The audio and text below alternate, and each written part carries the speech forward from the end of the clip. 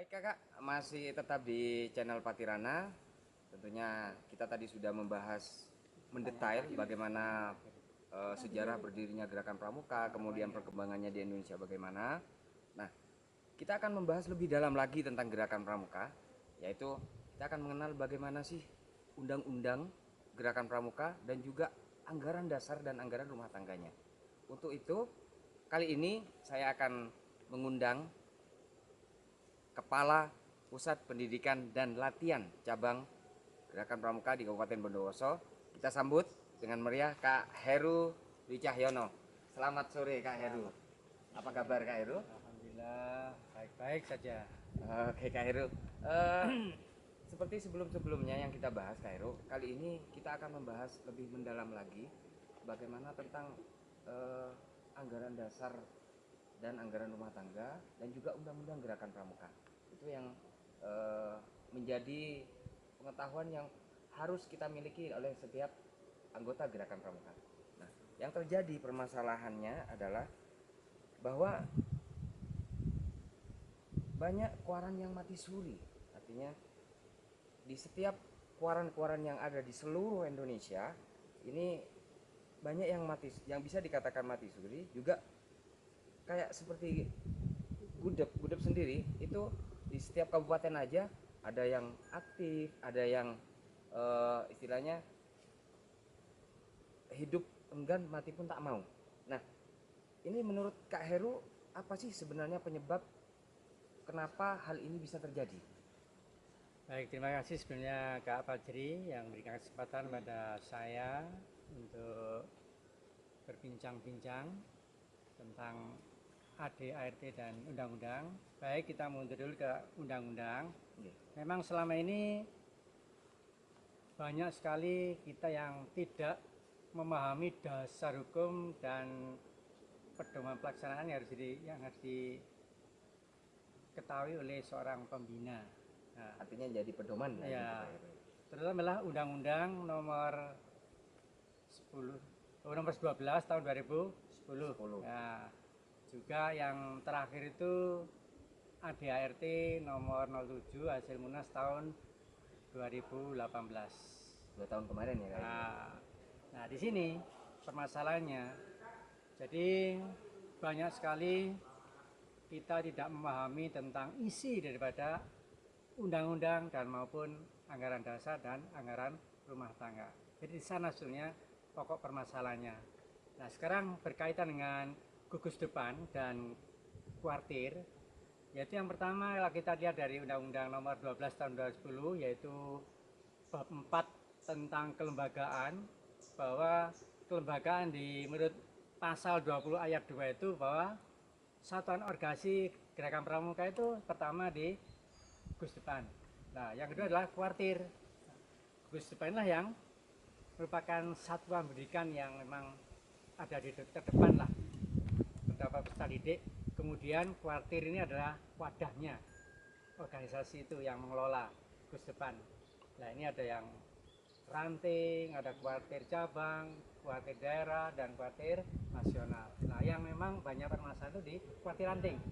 Ini banyak yang hidup istilahnya hidup enggan mati tak mau. Nah, itu. Nah, karena apa?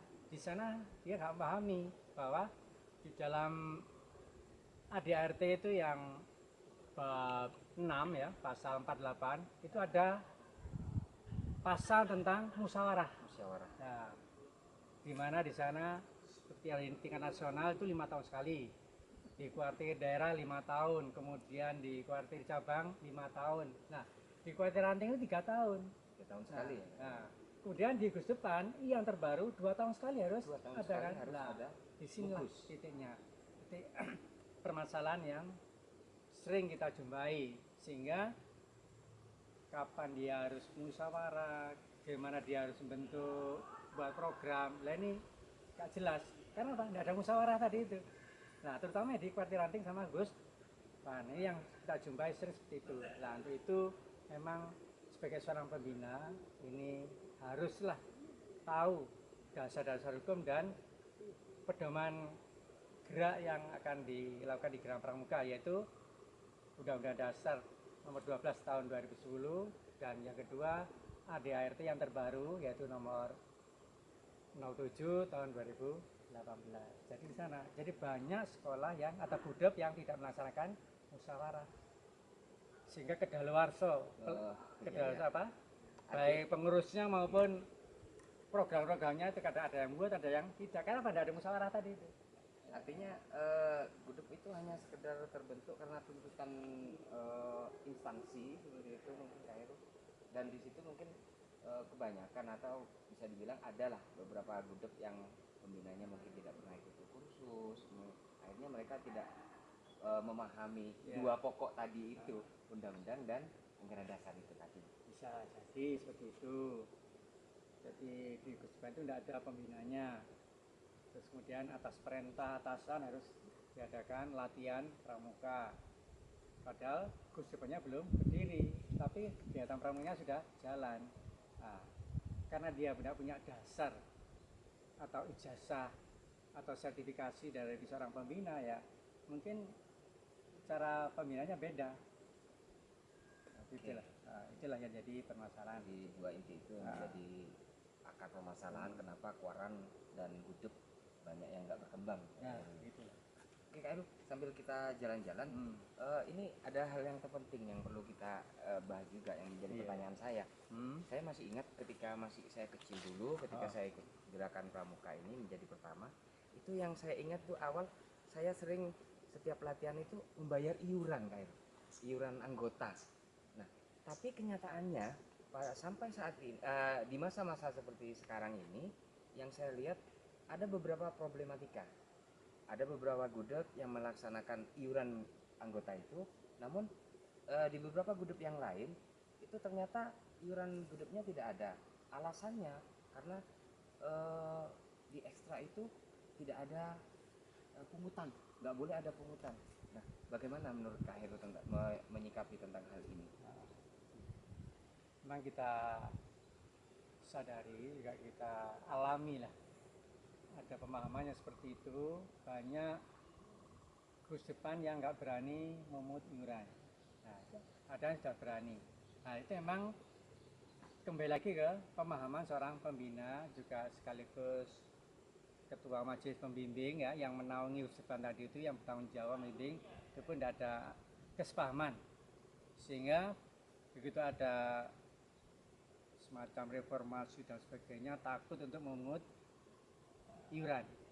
Padahal iuran ini adalah ada dasar hukum yang kuat dan juga iurannya tidak seberapa ya. Nah, jadi kalau kita lihat kembali lagi ke dasar hukum ya, jadi kita lihat di Undang-Undang Nomor 12 Tahun 2000 tadi, yaitu di bab 6 ya, itu di pasal 43 itu ada jadi sumber-sumber keuangan yang bisa diperoleh, contohnya dari iuran anggota pertama. Kemudian dari sumbangan masyarakat yang tidak mengikat, dari donatur ya, juga dari sumber-sumber lain, dan dikuatkan di ADART di nomor 07 tahun 2018 itu di bab 9 itu menyebutkan bahwa untuk sumber-sumber keuangan ini ada dari iuran, dari bantuan madbi, bisa dari bantuan masyarakat yang tidak mengikat juga bisa, kemudian bantuan dari pemerintah, kemudian dari sumber lain, dan usaha-usaha dana yang bisa dilaksanakan oleh Gusdepan. Nah ini yang tidak dipahami, mungkin karena tidak baca ya, yang lama aja nggak punya, mungkin yang baru juga tambah mungkin nggak update, sehingga sebenarnya ada 6 di dalam ADART pasal yang tadi bab 9 tadi tentang keuangan tadi.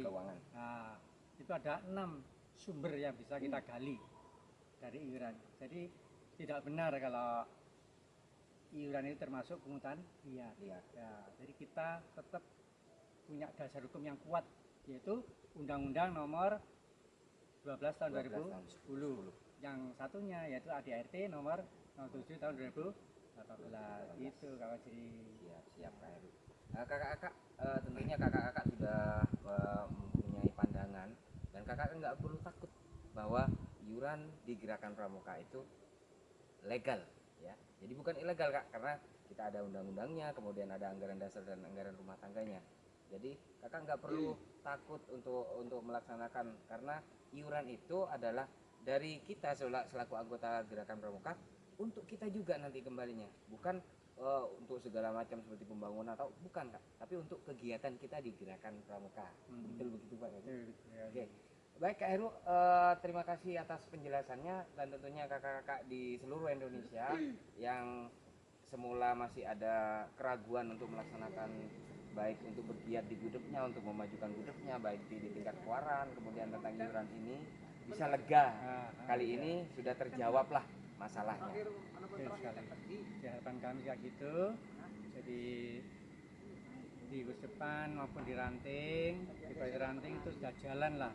Ada musyawarah dan sebagainya sih, ada program di jantung kegiatannya. Juga masalah iuran untuk menghidupi kegiatan, yang penting yaitu tidak memberatkan, atas musyawarah yang meringankan. Musyawarah tentunya semua juga berdasarkan baik musyawarah di Gus depan maupun musyawarah di tingkat kuartir. Baik kakak-kakak, semoga ini menjadi bekal untuk kakak-kakak untuk memajukan baik di tingkat gudegnya maupun di tingkat kuartir Ranting, kuartir cabang, dan tentunya nanti akan menjadi satu, melebur menjadi Kuarnas yang tangguh. Kakak-kakak,